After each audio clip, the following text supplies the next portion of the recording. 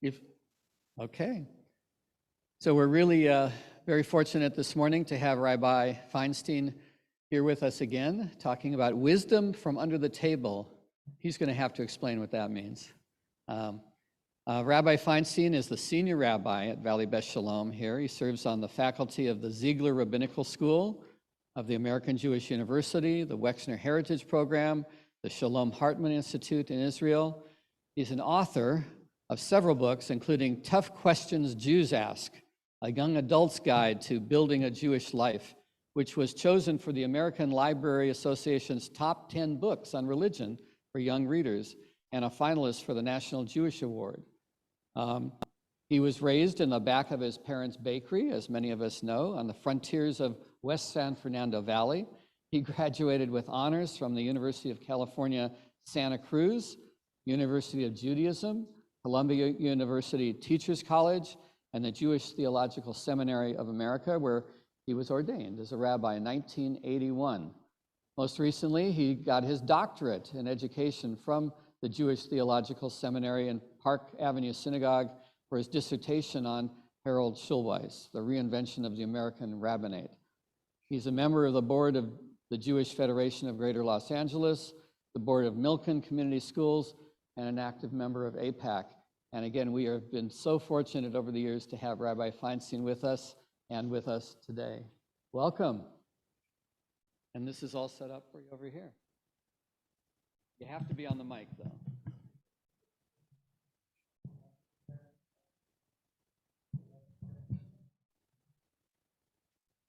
Here you want.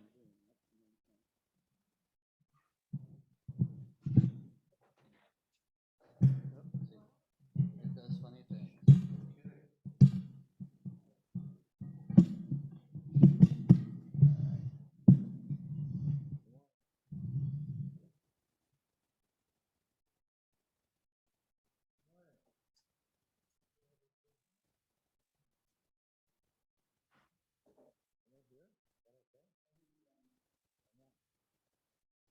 Good morning. Nice to see you all. Taking care. I'm going to try to fix this.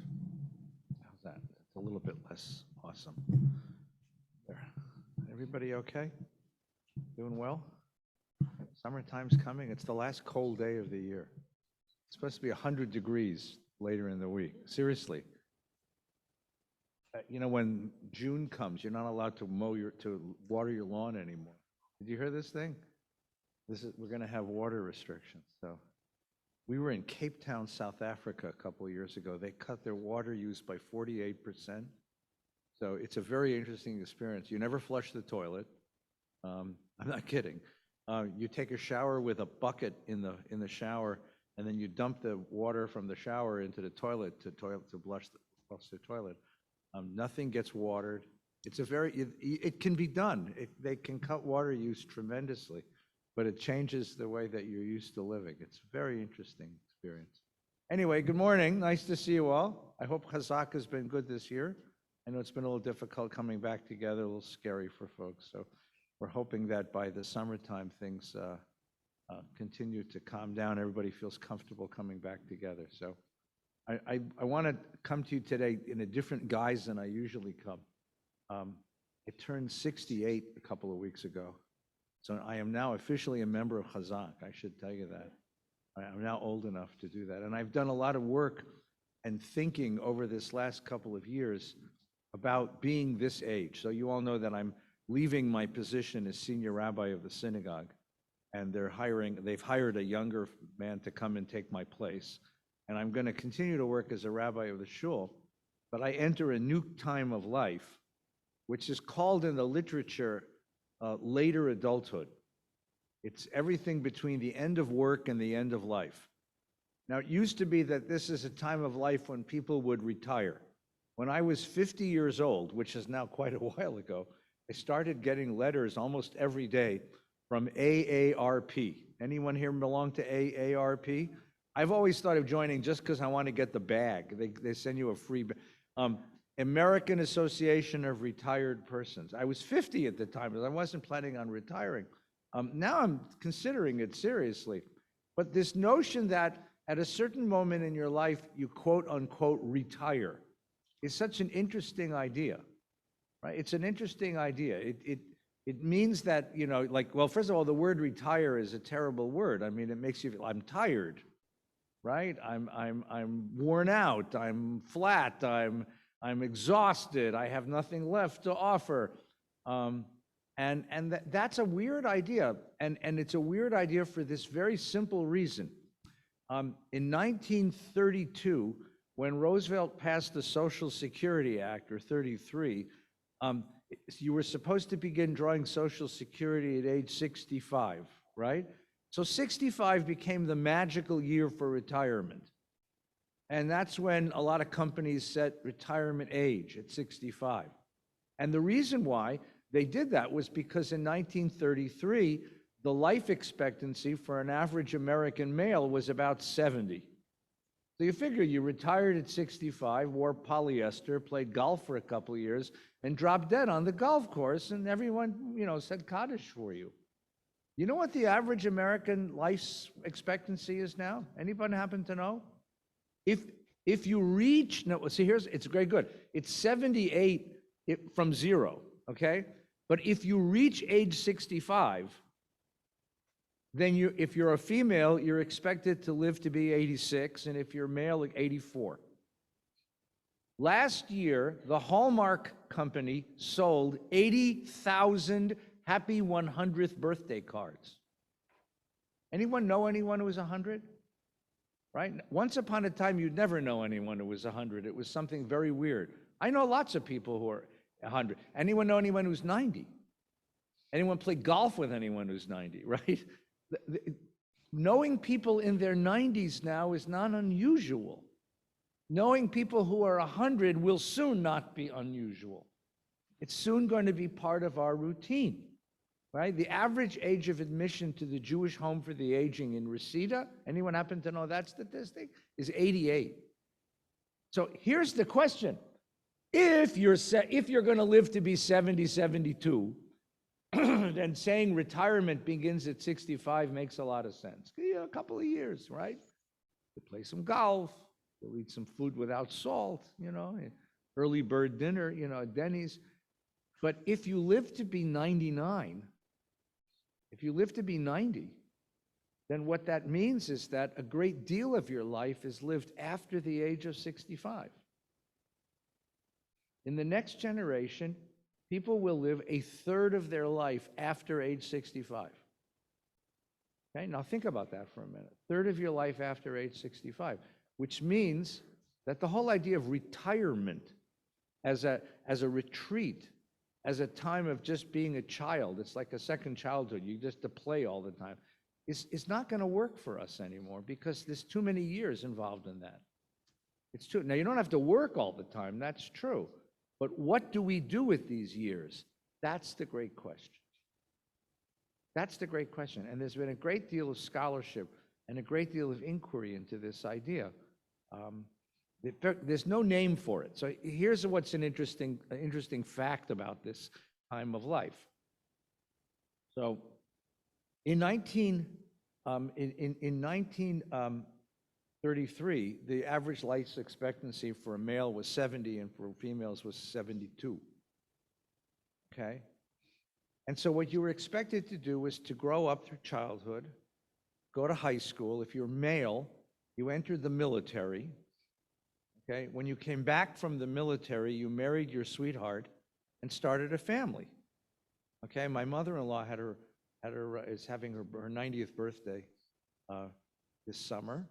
And my mother, we had Mother's Day yesterday, went to go see her. And she was married, she was engaged at 17, married at 18, became a mom at 19, had her fourth child by the time she was 23. Now that's a little nuts, but, and she wanted a fifth, but my father-in-law went and got a vasectomy because he said enough is enough. That was not uncommon. My mother was also very young when she had kids. Okay, so you got married, you had kids, you started your life as a family. Okay, what happened though, and then you were finished by the time you were 70. After the Second World War, the life expectancy expanded. It expanded because penicillin became widely available. And with the availability of penicillin and with polio vaccines and other vaccines against diseases, the American life expectancy got longer. It started living to be 80. Well, what happens when the life expectancy gets longer is not that you live each moment of life longer, but we add new moments of life. So after the Second World War, we added a new time of life. We called it teenage. Teenage, right? Now the name for this in psychology is adolescence, which is a word that was coined in 1904 by a psychologist named G. Stanley Hall, who was a famous psychologist. And he had this idea in 1904, he had this idea that we ought to have a time of life between the end of childhood and the beginning of adulthood. And G. Stanley Hall is the man who came up with the idea of high school. He invented high school because up until that time, most young Americans would finish their childhood by around 10, 11, 12. Men would be apprenticed out to go work. And women would start to get ready for marriage, and girls would be married by 16, and boys would get married soon after that. G. Stanley Hall created this idea, but it didn't really happen until after the Second World War, when the life cycle expanded, and we created a time called teenage. And it came with a culture. I happened to be born at that time, so I got to enjoy this. I knew what it meant to be a teenager. I looked forward to it, because in that time, being a teenager was the coolest thing in the world. The Beatles came in 1963 and told us how to cut our hair, right? And they told us how to dress, and teenagers had special ways of dressing and special funny ways of talking and special funny ways of behaving. And there was a time of life, and there is now too, called teenage, and you knew what was expected of you at that time, just as you knew what adulthood was expected. And by the way, to make this clear, not only did we know what teenage was, we knew when it ended, right? It ended when I went to college, because college was time when you got serious. And when I graduated college, the message was sent to me very clearly that go get a job, or you can go to work, or you can go to professional school and get the next credential. But the idea was that once teenagehood was over, you went to college to get serious, and after college, you went into a career, into marriage and family, and life began.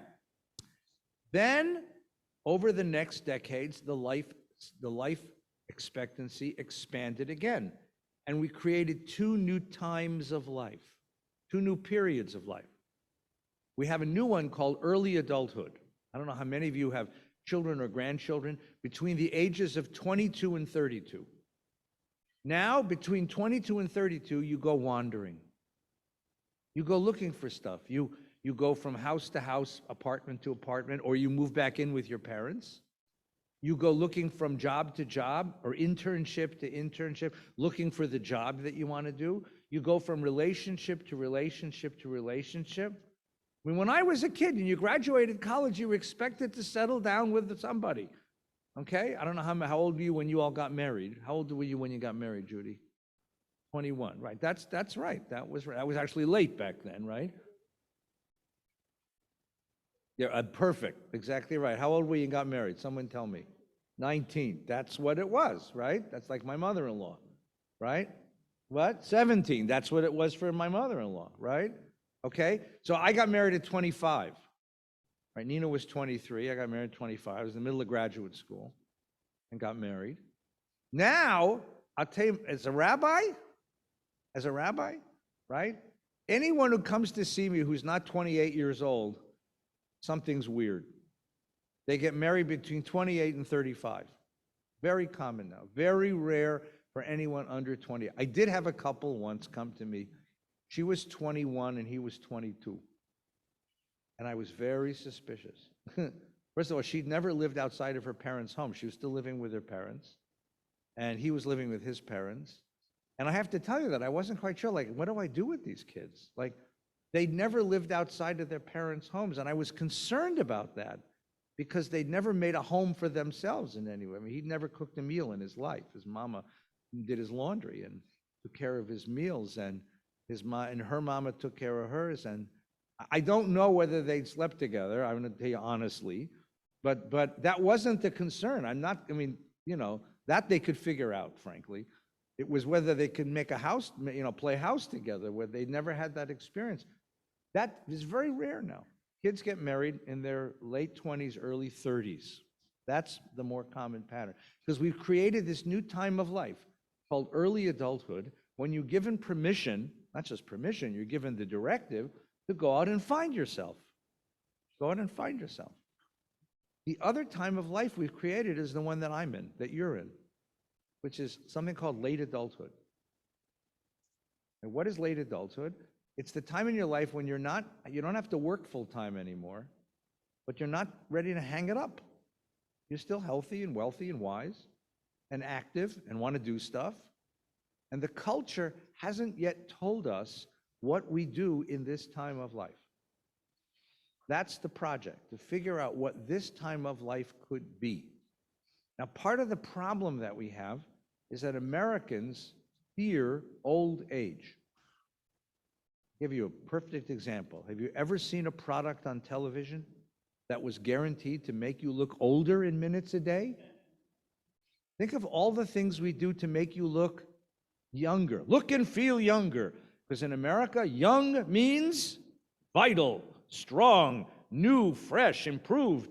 Old means, well, AARP, retired, right? Right?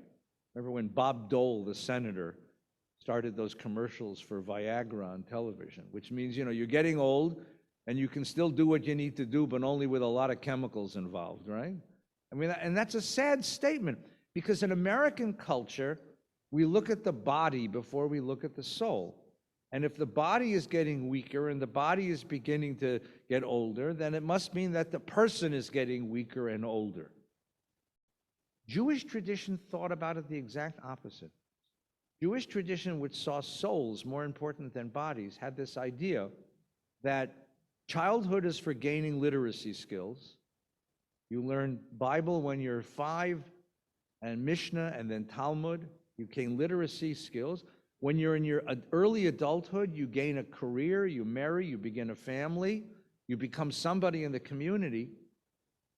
And then the Talmud has this idea that starting at age 40 is when real life begins. 40, you gain a quality that the Talmud calls chokhmah, which means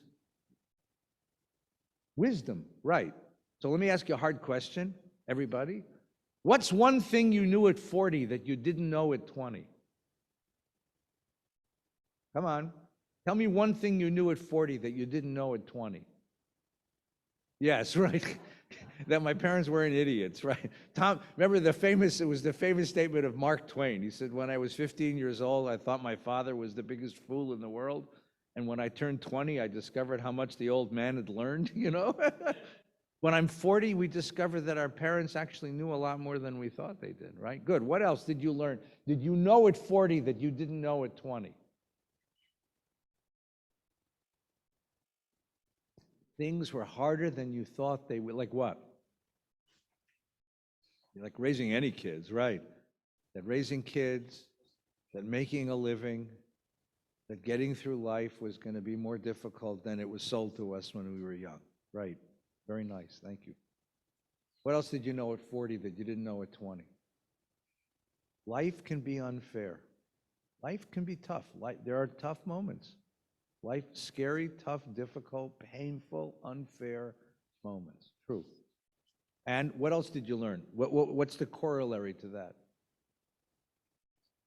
Suck it up and live with it. Because if every one of those moments made you lay down on the ground and cry, you wouldn't make it through life. You've got to learn how to get through it. Good. And that you have the strength to get through it. You actually do have that capacity built into you as well. Yeah.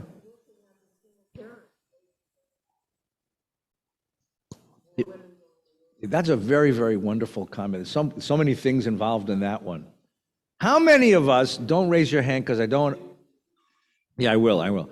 How many of us, don't raise your hand because I won't embarrass anybody. discovered around 40 that your map was wrong. See, we all have a map in our head that tells us where we are in life, and that then stuff happens, and suddenly you're off the map. Nobody gets married planning on being divorced. And then suddenly you're divorced. You didn't plan on that. And you didn't have a plan for how to be this person, or nobody loses a job, or nobody's career gets supplanted by some. Things happen and we're off the map. And that's what you learn at 40. And then you learn your capacity to find your way, even if the map isn't there anymore. Please, Eileen.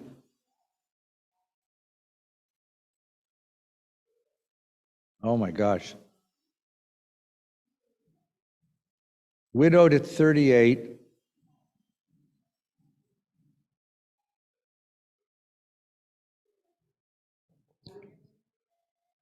To find the strength to do what you need to do. Never thought I'd have that capacity. I'm just repeating it for the people on the screen here. And that's remarkable, right? That's a remarkable revelation. It takes a lot of tears and a lot of pain and a lot of frustrating days and nights. And then someday you wake up and say, I can do this. I can get to tomorrow. And some days you feel you can't, but some days you can. So the Talmud says that 40 brings chokhmah. You know where they get that from, incidentally? I'll tell you where they get this from. Remember the story of Joseph? So Joseph is this brat who has these dreams of grandeur, and his brothers can't stand him, so they sell him into Egyptian slavery. I tried selling my brothers. It didn't work. And he ends up in Egypt, and he ends up first as a servant in the house of Potiphar, and then he goes to jail, and then finally he ends up as the prime minister of Egypt, and his brothers come before him. You know this story? His brothers come before him 21 years later. According to the tradition, he's 38 years old. And he has to make a decision. Do I get my revenge against these guys? Do I simply ignore them and go on living the life I've built here in Egypt? He doesn't do either one of those things. He reaches out to his brothers. Very touching scene when he literally takes off the mask that he's wearing and says, Ani Yosef Achicha, I am Joseph, your brother. And the Talmud asks the question, what did he know at 38 that he didn't know at 17? He knew that he needed these guys. Here he had everything a man could have imagined. He had fulfilled his dreams of grandeur. He sat on the throne of Pharaoh. He controlled all the food in the world. He was the richest man, the most powerful man in the world, and it wasn't enough because there was no one who knew his name. They only knew his stage name. They only knew the mask name. They didn't know his real name. They didn't know his story. They didn't know his identity. He had no family. He needed a relationship. And that's why he reaches out to his brother. He said, when you turn 40, you realize that the people you're with are more important than the accomplishments you racked up. Isn't that interesting? And then, according to the Talmud, at 50, you get what's called Eitzah. Eitzah means the ability to tell people what to do. You can now tell young people, no, you're doing that wrong. Let me show you. It's better yet. It's more than telling people what to do. The great psychologist Erik Erikson wrote a very famous essay in 1950 called The 8 Ages of Man. He said that the human life has these set of tasks that we go through. One of the famous ones is in adolescence, it's called identity, right? Intimacy comes next, whether I can be attached to somebody. The task of later adulthood, he called generativity. Isn't a great word? Generativity means it's now more important for me to teach the younger generation how to do it than for me to do it myself. Mentoring, getting the next generation ready to take initiative, take leadership, teaching that next person how to do it. That's what Eitzah means at age 50, says the Talmud. I'm now ready to help the next generation. I want to give advice. I want to help, right? There is a wonderful little movie. You like little movies? This is a little movie. It's not a big movie. It's a little movie. It's called The Intern with Robert De Niro. Do you see this little movie? See this movie? So it's about a guy, Robert De Niro, who's a wonderful actor, right? And he answers an ad in the newspaper for an internship. except he's like 40 years older than he's supposed to be, right? He's a retired business executive, right? And he goes and takes an internship in a design firm. And the design firm is run by all these very cute young people. And they're all very hip dressed, and they all speak that language.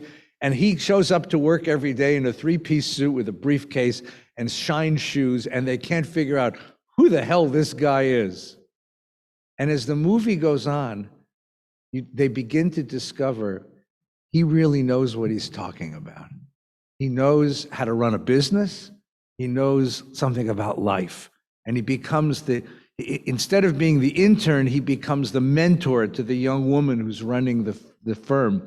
And then one of the wonderful things you discover in the movie is that the place where this design firm meets was the factory floor of the company that he ran.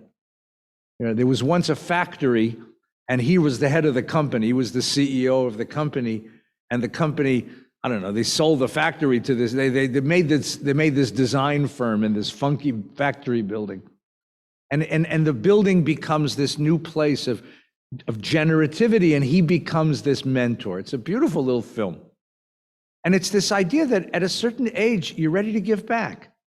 You're ready to give back. You have what to give back. You have wisdom.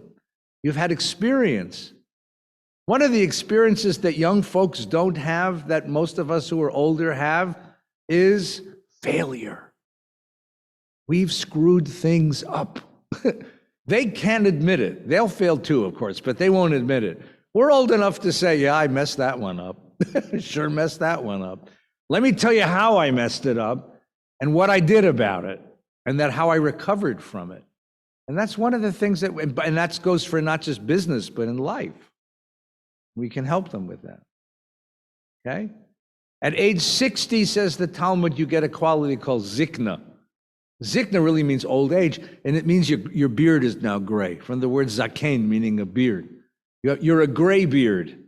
You now have, and 70 comes with a quality called seva, which really means wisdom, sagacity, being a sage.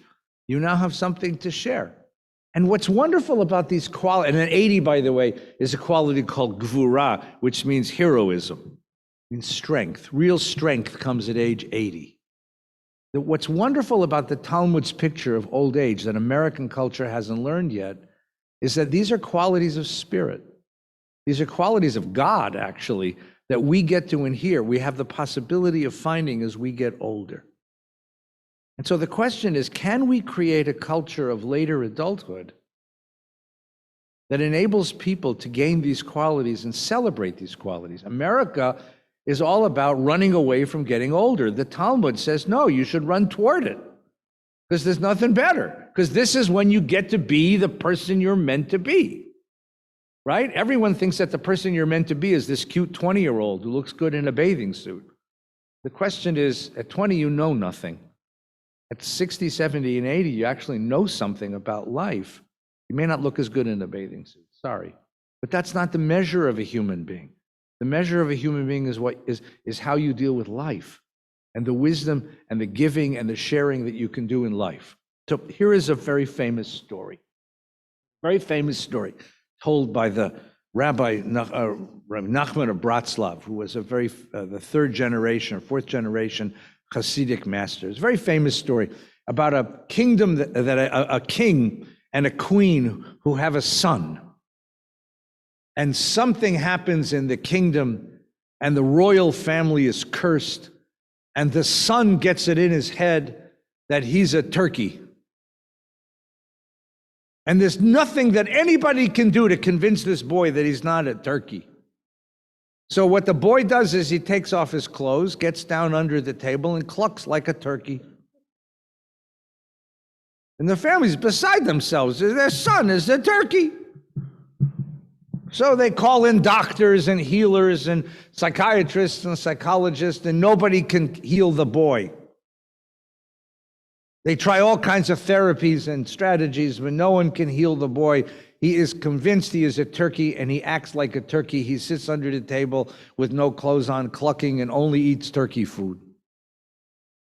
Comes a rabbi, and the rabbi says, I can heal your boy, but you got to go with me on this. Don't be shocked. The king and the queen are so beside themselves. They say, do whatever you need to do. So the rabbi takes off his clothes, gets down under the table, and clucks like a turkey. And now they're really upset because they got two turkeys under the table. But over time, the two turkeys under the table start talking to each other. And the one turkey says to, the rabbi turkey says to the boy turkey, he says, clucking like a turkey hurts my throat. Would it be okay if we talk like men? And the boy says, but we're turkeys. And the rabbi says, yeah, so we'll be turkeys who talk like men. We're still turkeys. He says, okay, we'll talk like men. And then soon the rabbi says, this food we're eating, this is horrible. Let's eat people food. But we're turkeys. Yes, but we'll be turkeys who eat people food. Very well, says the boy. So they bring them people food. And then the rabbi says to him, it's cold, freezing down here. Let's put on clothes like men. And the boy says, we can't, we're turkeys. He says, so we'll be turkeys who wear clothes like men. Very well. And they put on clothes. And eventually the rabbi says, it hurts my back to be under this table. Why don't you come with me? And let's stand up and walk among the men and the women and the people. And the boy says, we can't, we're turkeys. And the rabbi says, okay, but we'll be turkeys, so walk among people. And you'll know that you're a turkey, and I'll know that I'm a turkey, and we'll know each other as turkeys, but we'll walk among the people. And so it was that the boy was cured. That's a beautiful story, and it means a lot. But in this moment of history, let me suggest something, a way to think about that. I know that rabbi, because I've been that rabbi. Because I know what that means. I know what it means to be talking to someone who speaks a different language, who wears different clothes, who lives in a different world, and no matter what you try to do, it's hard to get to them because they just think of themselves in such different ways than I was raised to think of myself. You realize, just for a moment, you want to be scared for a moment, you ready? The kid who graduates high school this month was born in 2004. Okay? First of all, anybody born after the year 2000 is already weird to me. I don't know about you, right? I always thought of 2000 as something like a space odyssey, right? As something out of science fiction. That kid has never lived in a world, not just without internet, not just without cell phones, not just without computers. Facebook was launched in 2004. That kid has never lived in a world without social media. That kid has never lived in a world where people dated by meeting each other without going on telephones. That kid has never lived in a world without. Just think. And his parents, Google was started in 1998, which is probably when his parents were married. So this kid has lived his entire life in a world that you and I had to discover as visitors, right? That kid has never had a phone with a dial, never drank milk from a bottle, never lived in a world with the Soviet Union or the Bell Telephone Company, right? That kid has never, think about the thing that kid has never had. That kid's probably never had a watch with a face on it. That kid has never what? Talk to me. What has that kid never had? That kid's never had the opportunity to walk through an airport without getting checked by security. Think of that kid has grown up in a world substantially different than the world that you and I grew up in. Right? And all that change came so quickly. Think of the words that kid has grown up with that you and I only had to learn, and still I'm not quite sure what they mean. How about this one? The word app. App. What's an app? Kids know apps. There's a store for apps. You understand what that? There's a whole world that lives on a telephone that kid has grown up with and has always been. And if you say to them in the days before we had cell phones, they look at you like you're nuts. Try telling him in the days before we had television, right? Just this crazy world. They live in a world that it's still, and it's changing still to this day. It's changing still to this day, right? Now, the question is, here's the biggest question. So as the turkey rabbi under the table, what have I to say to him, to that child, the kid who's graduating high school today? What can we say to that kid who's graduating high school today? What wisdom and experience, what depth have we learned from life that we have to contribute to that kid's life, which they might or might not listen to, but we have something important to say? That's a very interesting question. I mean, first of all, I know that as a rabbi, I'm even doubly cursed, because not only am I the child of the mid-20th century talking to a kid of the early 21st century, but I live in ancient books. My education and career has been about the careful reading of ancient books. We read the Torah from a scroll. You probably knew that, right? One of the things that happens when you know why we read from a scroll? Well, you say, well, it's the tradition, it's the way we do it. Think about the difference between reading from a scroll and reading from a screen. Think of the difference between those two things, right? I once asked a group of kids that, by the way. I said, what's the difference between reading from a scroll and reading from a screen? And a kid raised his hand and says, this scroll doesn't have a delete button. I thought that was very clever. One of the things that reading from a scroll teaches you to do is to read very slowly.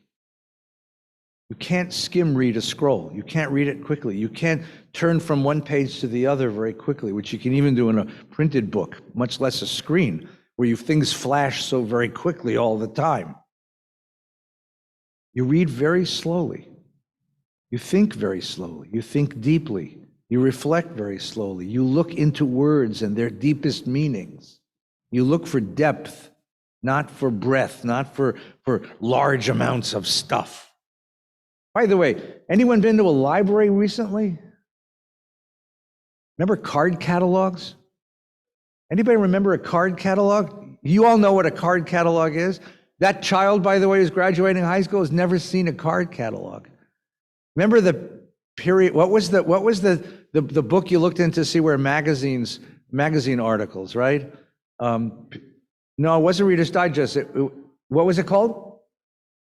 Periodical Guide to Literature, right? Right? If you wanted to look up an article about something, you opened this green book that told you all the articles that were published. Anyway, you remember that? It doesn't exist anymore. Kids don't go to the library. I took my kids went to college. I took them for a walk around the campus, and I said, "You want to go see the library?" And I swear to God, my son said, "Why?" And I said, "Well, you might want to do some research in there." He said, "No." He said, "Any research I need to do, I can do from my dorm room." Right. The entire library is digitized, and it's on the kid's computer, which of course was very useful because this year, with COVID, what happened? Kids went to college without ever leaving their bedrooms. So this last 2 years have been particularly interesting in the life of this generation, because these kids have been isolated from each other and from their peers, as well as isolated from larger society. And so much of their world exists on the computer that's right in front of them. I mean, if we were putting computers in front of kids before, this COVID gave them that in spades and wouldn't let them have anything else. A lot of my friends, a lot of kids that I teach tell me how depressed they are. He said, one of my students is a very, very sweet young woman, said, "Rabbi, I love my parents. They're wonderful people. It's just the two of them and me and the dog in the apartment, in the house." And she said, "It's tough being a teenager, but the consolation is I get to be with my friends. I don't even get to be with my friends. I have to be here in the house they won't let me out of the house." It's just really hard for kids. The question is, given the fact that they live in this different world than we do, what can we teach them? What do we who are older, who come from a different world, a world of the periodic guide to literature, right? Or what do we who come from the early 20th century, the mid-20th century, what have we to teach a generation that lives their lives online, in the world of Facebook, the world in which Facebook has always occurred?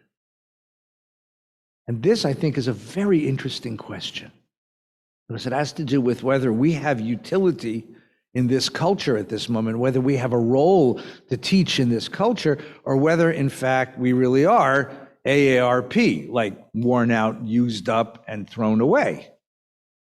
And I'm going to make the case, I'm going to keep making this case, the older I get, that we know stuff they need to know. We know things they need to know. The problem is they don't know that they need to know this. I hate to sound like Donald Rumsfeld, but they don't know what they don't know. And they won't know it until it's too late. They need to know what we know. So let me tell you 4 things that they need to know. You ready? And I'll tell you where I get these 4 things from. There's a beautiful Talmud. There's a beautiful Talmud that asks this question. When you die and go to heaven, what questions do they ask you at the gate? Isn't that a great question? Imagine that there's pearly gates in heaven. Yeah, no, it's not a screen. And there's a guy there, a little Jewish St. Peter, and he's going to ask you. Now, the Talmud tells you, it's a Talmud from the 4th generation. It doesn't ask you what you think they're going to. They don't ask you, did you keep kosher? They don't ask you, did you come to shul? They ask you 4 questions. You want to hear the 4 questions they ask you in heaven? You ready? The first question is, Nasata be'emuna. Did you do business in the world ethically? Isn't that an interesting question? Did you do business ethically? Now, what do they mean by that? Anybody can be ethical in shul. I have to tell you, the most righteous people in the world are people who sit in shul. They really are. Because when you're sitting in shul, you are a righteous person. The question is, can you be righteous when you go out there into the real world? Out there in the real world, when there's competition. Out there in the real world, when there's dishonesty. Out there in the real world, when there's cynicism. Can you still hold on to your integrity? Can you teach integrity to a young person? Can you say to a young person, listen, I know that it's easier to cheat and get by, but that's not the way you want to be. Because in the end, it's not a question of what you succeed at. In the end, it's a question of what kind of human being you end up being. Who do you want to be in the end? It's a question of integrity. Integrity is a wonderful word. It comes from the word integrate. It means you're the same person. You're the same person. You want to hear a strange thing? I've been a rabbi now 41 years. I've done 1,000 or more funeral services. I have never, ever heard a kid get up at a funeral and say, I'm so proud of how much money my father made. I never heard a kid get up and say, I'm so proud of how much power my mother wielded. You know what they all say? And by the way, if you ever check me out on this one, go to Mount Sinai Memorial Park. There's 25,000 grave markers. Not one of them says A.B. Harvard. Not one of them lists the person's net worth on the day of their death. Not one. I checked. Not one. You know what they all say? What do the grave markers all say? It's all about relationships. Loving parent, loving mother, loving father, friend, creative soul, member of the community. It's all about what we gave, not what we had. It's all about how we behaved ourselves in the world, not what we acquired. That's what kids talk about. And this is wonderful transposition of values when life is over. And we look at life with a whole different set. And that's what that first question is about. Were you a mensch in the world? That's what matters. And sometimes you have to be a mensch and it costs you. And I bet every one of us, if we went around the room, has a story to tell about how I had to make a decision once, or a friend of mine or someone I know made a decision, and the decision cost them dearly, but they ended up with a sense of integrity. I did the right thing, even though it cost me. And I'm glad I did it, and I would do it again. That's the first question. And that's a question you have to learn from under the table, because Facebook won't teach you that. Trust me on that one. The second one, asachta befria uravia, which means, did you invest yourself in family? In family, in relationships. in those closest to you. And the Hebrew word is asakta, which is such an interesting word. Asek means business. It really means that you invest yourself, that you put yourself into relationships that matter. One of the things that kids will confess to you under the table is that it's a very lonely culture. It's the strangest thing in the world. They are the most connected people who ever lived on earth, right? They hold telephones, and with their telephones, they connect with anybody, anywhere, instantly.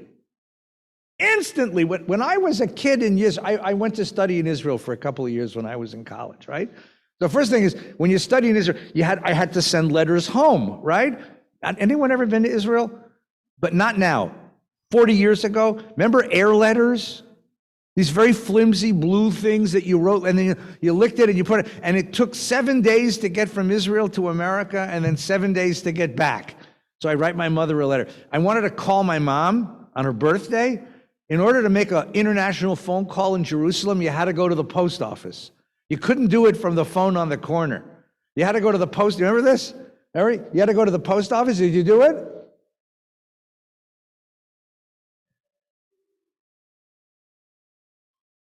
Oui. Yeah? Yeah? Yeah. You go to the post office. Right. Yeah, you go into this booth and you tell them the number and they call it for you and then they tell you how much you owe them, right? Like 100 lira. My kid was in Israel. I called him like on the phone, like he held the phone to his ears, like, Mom, hi, can I ask you a quick question? Like, where are you? I'm in Israel. Really? These kids are the most connected people who ever lived on earth. And yet, if you talk to them, they will tell under the table, terribly lonely. There's a lot of loneliness in this culture because the connections they have are not intimate connections. And because they learn how to make these connections over phones and over screens, they don't have the patience to make the kind of connections. You ever see this? I saw this, it drove me nuts. I was walking up the hall after Shabbos, after service of Shabbos. I see a little group of girls sitting right here at the end of the hallway in a circle. And from the end of the hallway, I see these girls, oh, isn't that sweet? They're all sitting together, they're friends, they're celebrating. Nope, you know what they were doing? Every one of them was on their phone. They weren't talking to each other. They were talking on and there's a picture. There's a picture of I was on Facebook yesterday. I saw it shows this family sitting on the couch, and everyone is on their phone except Grandma. And the caption is, Grandma says, "Gee, kids, it's nice to have you over." So teaching people to invest in close, intimate relationships, face to face, eyes to eyes, hands to hands, touching each other's souls and not just screens, is something that we know from under the table that they have to learn. That's the second thing. The third thing, so it's the first one was nasata be'emunah. Did you do business in faith, ethically? The second one is asakta b'friyuri. The third one is kavata itim la Torah. Did you set time for learning? Time is something they have a hard time with because they're always being bombarded with images demanding their attention. To set some time to do some deep reflection is something that this generation doesn't know how to do. And yet, without some deep reflection, you can never live fully. You're always living reflexively. You're being fed images all the time of what you should think and what you should do and how you should behave and how you should dress and how you should think about yourself. And of course, screens are part of it, but it's the whole culture, the whole media culture. I had a long conversation with a class of kids here, teenagers, kids, and I'm trying to talk to the kids about body image, because this culture is so rough on young women, and the way it teaches women to determine their worth based on their body, the way their bodies work. And I'm trying to teach women that they're valuable and beautiful to this, whatever they look like. That's not important. And they go outside and There's a huge billboard right outside. It may be there now because it comes early in the summer for an organization of it's Beverly Hills Physicians. It's a plastic surgery clinic, and it offers breast enhancements for $3,000. And it has an enormous picture of a lady who Kanainahara, she's been blessed. Yeah, I'm not sure whether it was God or the doctor that gave her those. And I'm not sure the 3,000 is the set or each one, if you get a discount, if you do both. I don't know how that works. But I don't want them thinking that. I want them to reflect deeply on who they are and what they are and where their value is and what their values are and what drives them, and to sort of make value judgments, but that takes time and effort and investment of self. And that's the third one. And the fourth one is Tzipita Yeshua, which means, do you live with hope? You live with hope. And this is the most important thing of all. This is the most important thing of all, right?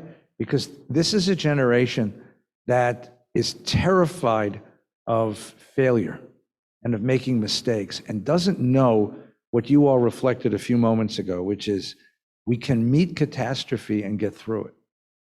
We have the inner resources. That crisis is not something that happens to somebody else. Every one of us have moments of life when we meet crises, and that each of us has capacity to meet crisis without melting, and that there are resources outside of us and resources within to meet crisis, and not to be afraid of it. Because out of crisis met properly, we can do some great learning. Sometimes it's those catastrophes and crises that give us the opportunity to grow in ways that daily life doesn't let us grow.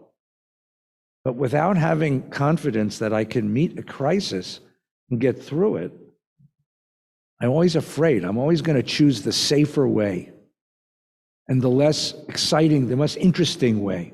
And I'm going to miss all of the things that life really has to bring.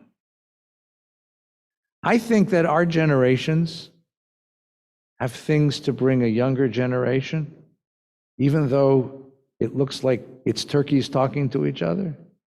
But slowly, slowly, we can help them come out from under the table and live full and rich lives. And that's one of the things that makes this time in our lives so very interesting and so very fruitful. So I'll give you one little advertisement and then we'll conclude, if that's okay. So next year, Hazak is going to continue as a Hazak v'nit Chazek, but Hazak is going to become part of a bigger structure of something we're going to call here at VBS Seva. Seva is that word for wisdom. And it's going to become part of a larger program for older adults. This is not something to be surprised at. You see, when the rabbi had kids in the nursery school was the most important part of the synagogue. And when the rabbi had kids in elementary school, that became the most important part of the synagogue. When the rabbi had kids who were teenagers, that became, now that the rabbi's this old, this is going to become the most important part of the synagogue. No, we'll still take care of younger folks. But we're going to be talking very seriously about initiatives and programs and ways of engaging older adults. Get us all down under the table talking to young folks about what we know about life and to share with them the wisdom that we found in our experiences, because that wisdom is so very, very precious. So thanks for listening this morning. Hope this was engaging. I think the time's up, right? I don't have a watch. But if anybody has a question you want to ask, yeah, Gil, hi. Yeah, oh, we have a microphone, so I don't have to repeat the question. Thanks. I can, yes, thank you.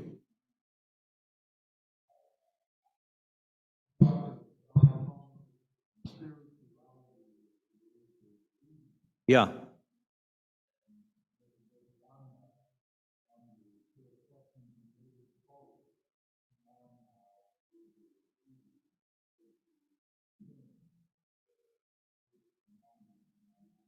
Yeah, the Talmud has a term for 90, and I forgot what it is. And it says at 100, lie down, you're almost dead. That's what it says. But you see, in that world, like nobody lived to be that old. But the idea for each of these ages is that There's something to be anticipated, celebrated, respected, and honored. Now, look, all of us know as we get older, we get all these physical cranks, right? I don't know how many of you play the game of organ recitals when you gather with your friends. Like, oh, yeah, I was at the doctor, the back, the knees, the hips, the nose, the kishkis, Hey, you play, all right, but, that's the physical part of it. But the fact is, we know stuff, and we can think in ways, and we can imagine things, and we can grow in ways that we haven't even begun to tap. And that's what I think is so very important about creating a culture of older adulthood that's engaging for people. That's not about retiring, but about engaging. Retiring means to retreat. Engage means to step up. And that's, I think, what's so very, very important. And listen, I hope you all live to be 100. The funny thing was, so when I was a little kid, my parents would go away, and Bubby would come stay with us. My grandmother would come stay. And she was this little Lithuanian lady with a bun of gray hair, and she'd make us cookies, And then some years later, I calculated her age and realized she was 55. I mean, but she was an old lady at 55.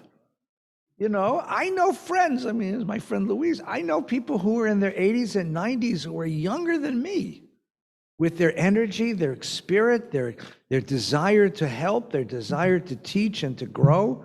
I think I want to make something special. The other thing I want to do, and I'm going to warn you now, because you're all going to be recruited for this. You ready? We have a ritual.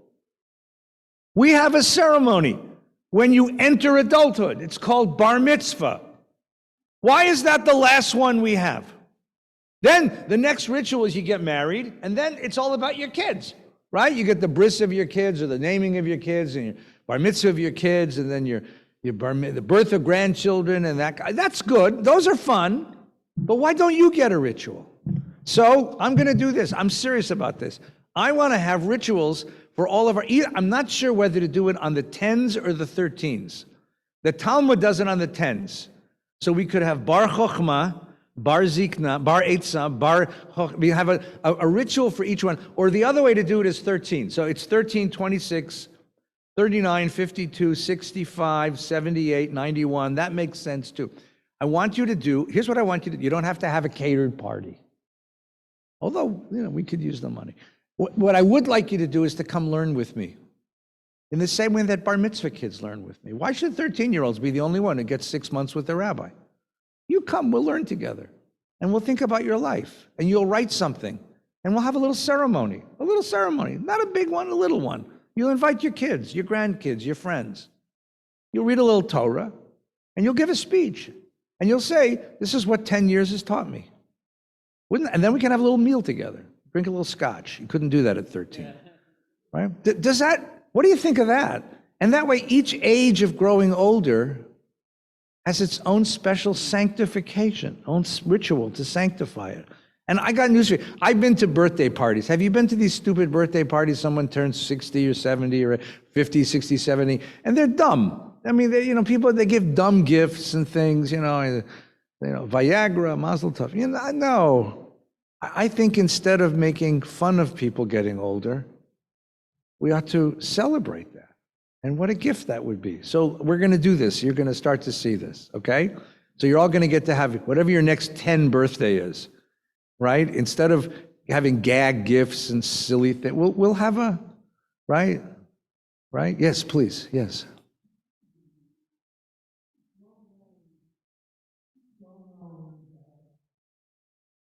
We have historically high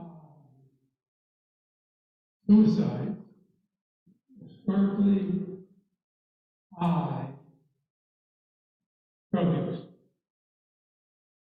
The question I can solve all dominoes. And I asked them to create a God pizza. Once you had a God pizza, you believe in God. Oh, that's good. Yeah. Did it work? There you go. I like this idea. It's true, by the way. And the saddest thing is the young people who find no meaning in life no relationship, nothing to redeem them from the pain, difficulty of life, and they don't have the resilience, and they don't have the wisdom and the foresight to know that you're going to get through this. And that's where you end up with, with suicide, suicidality based on depression, and then drug addiction has other causes. But you're exactly right in the sense of there's something we have to offer this generation, which is missing. It's a piece missing from their souls, from their education. And I really think that older people have the capacity. And that means you have to get down under the table and speak a little turkey, okay? But if we can learn how to get under the table and speak a little turkey, we have something to offer. Gobble, gobble, gobble, yeah. Yeah. I think Louise has a question, unless you want to get me off the stage. Where's Cantor Barron? He's next, so I don't have to apologize. Okay. Yeah.